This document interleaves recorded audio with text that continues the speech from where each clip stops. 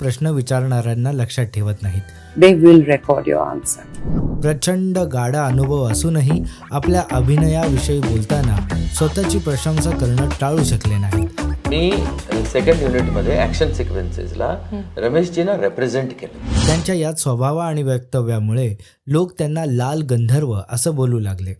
मेरी मादरी जबान जो है वो मराठी है. बिल्कुल. मैं सोचता उर्दू में हूँ. क्या बात है.